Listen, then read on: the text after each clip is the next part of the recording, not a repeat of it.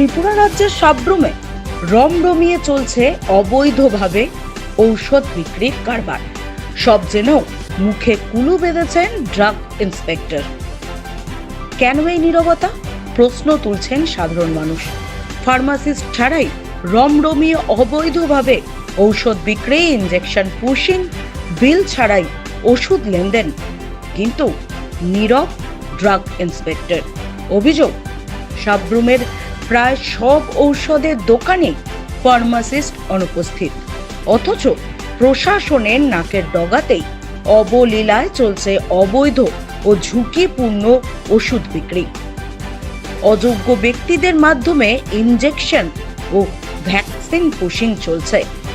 ক্রেতারা পান না কোনো বিল, মানা হয় না কোনো স্বাস্থ্যবিধি, নেই কোনো আইন। উল্লেখ্য, গত সোমবার 13ই অক্টোবর ড্রাগ ইন্সপেক্টর মণিদীপা দেবনাথ সাব্রুমে রুটিন ইন্সপেকশনে আসেন। এলাকাবাসীরা আশা করেছিলেন এবার হয়তো চলমান অনিয়মের অবসান হবে, কিন্তু অবিশ্বাস্যভাবে তিনি অধিকাংশ দোকানের বিরুদ্ধে কোনো কঠোর ব্যবস্থা না নিয়েই চুপচাপ ফিরে যান। শুধুমাত্র একটি ওষুধের দোকান সাময়িকভাবে বন্ধ হলেও বাকিগুলির বিরুদ্ধে কোনো দৃশ্যমান পদক্ষেপই নেননি ড্রাগ ইন্সপেক্টর। এতে স্থানীয় মানুষের মনে প্রশ্ন উঠছে, কেন এই নীরবতা? তবে কি কোনো গোপন লেনদেন চলছে?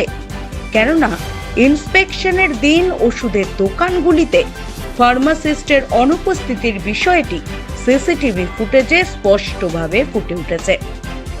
এই বিষয়ে জানতে চাইলে ড্রাগ ইন্সপেক্টর মণিদীপা দেবনাথ সংবাদ মাধ্যমকে এড়িয়ে যান।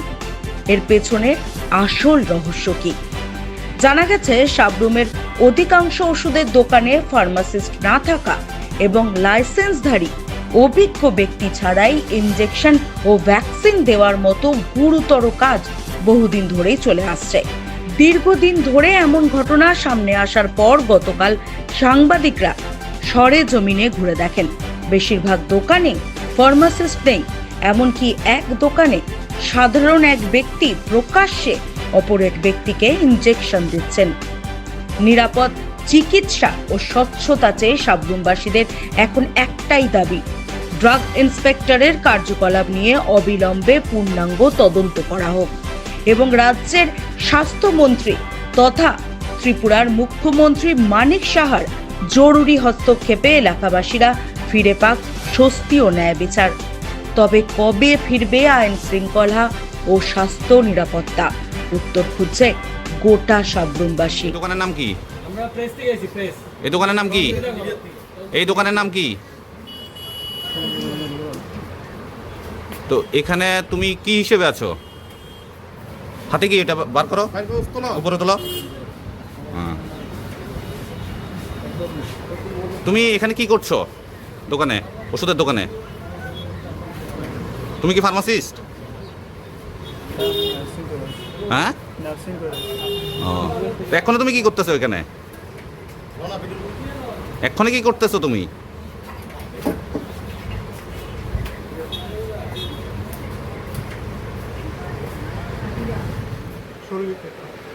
আপনার দোকানের নাম?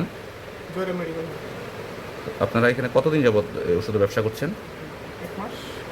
তো আপনারা যে 1 মাস এখানে দোকান খুলেছেন, তো আপনাদের এখানে কি ফার্মাসিস্ট আছে? এই মুহূর্তে রয়েছে আপনার দোকানে? এই মুহূর্তে আছে এক্ষণে? তো এরকম তো অভিযোগ যে বিভিন্ন দোকানে ফার্মাসিস্ট ছাড়াই ওষুধ দেওয়া হচ্ছে, ফার্মাসিস্ট থাকছে না, শুধু লাইসেন্স দিয়েই চলছে। তো এই বিষয়টা নিয়ে কি বলবেন? তো আমরাও তো এখন আসার পর দেখতে পেলাম যে আপনার এখানেও ফার্মাসিস্ট নেই। ফার্মাসিস্ট আমার এখানে আছে, আমি বলছিলাম কই, এখন তো নেই। কোথায়? এখন নেই দিয়ে কিন্তু উনি সবসময় তার একজন দোকানে থাকতে পারে না, তো বাইরে গেছেন, আসছে উনি।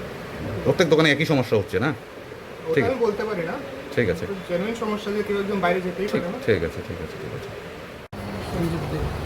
আপনার দোকানের নাম মা মেডিকেল হল। এই মুহূর্তে এটা কি ওষুধের দোকান? তো এই মুহূর্তে আপনার এখানে কি কোনো ফার্মাসিস্ট আছে? কোথায়? বাজারে আছে।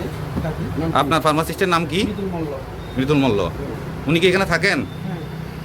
তো আমরা তো পেলাম না। কখনো দেখলাম না ওনাকে। উনি মাসে বা সপ্তাহে কবার আসেন আপনার এখানে? প্রত্যেক দিন আসে। যে আপনার এখানে সিসিটিভি তো আছে না আপনার দোকানে? আপনার দোকানে সিসিটিভি আছে?